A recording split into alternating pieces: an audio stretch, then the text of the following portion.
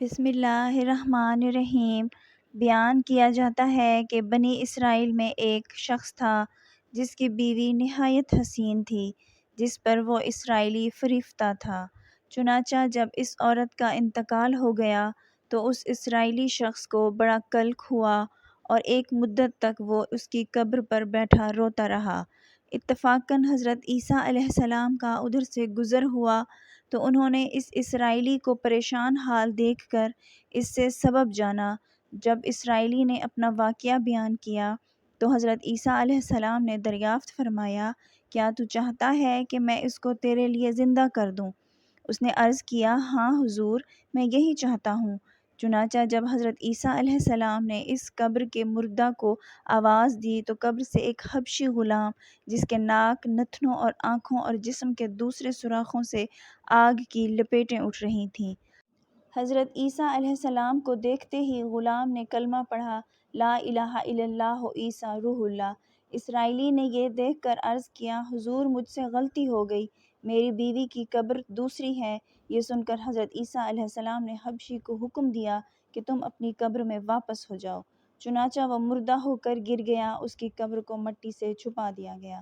پھر حضرت عیسیٰ علیہ السلام نے اس دوسری قبر کی جانب توجہ فرمائی اور حکم دیا، اے صاحب قبر، اللہ کے حکم سے زندہ ہو جا۔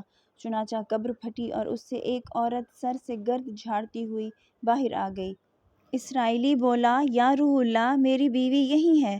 پھر حضرت عیسیٰ علیہ السلام کے حکم سے وہ اسرائیلی اپنی بیوی کو ہمراہ لے کے واپس ہونے لگا، مگر عرصہ سے جاگا ہوا تھا، اس لیے اس پر نیند کا غلبہ ہو گیا، اور اس نے بیوی سے کہا، تیری قبر پر گریہ و زاری اور بیداری نے مجھے ہلاک کر دیا، اس لیے میں چاہتا ہوں کچھ دیر آرام کر لوں۔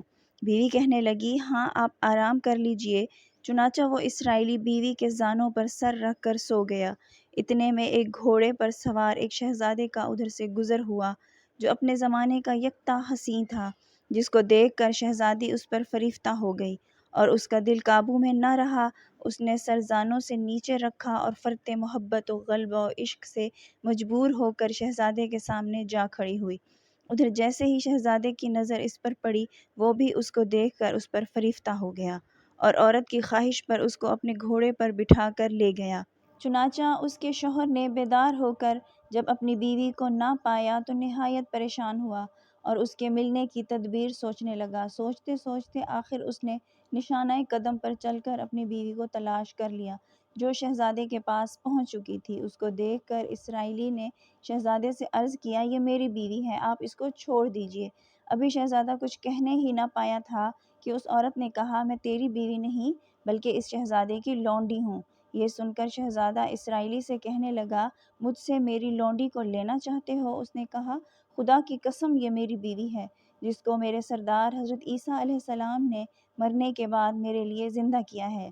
ابھی یہ گفتگو ہو رہی تھی کہ اتفاقاً حضرت عیسیٰ علیہ السلام وہاں تشریف لے آئے، جن کو دیکھ کر اسرائیلی کہنے لگا، یا روح اللہ، کیا یہ میری بیوی نہیں ہے جس کو آپ نے میرے لیے زندہ کیا ہے؟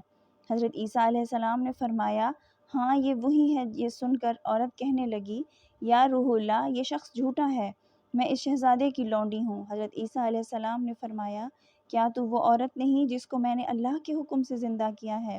عورت نے کہا، یا روح اللہ، باخدا میں وہ نہیں۔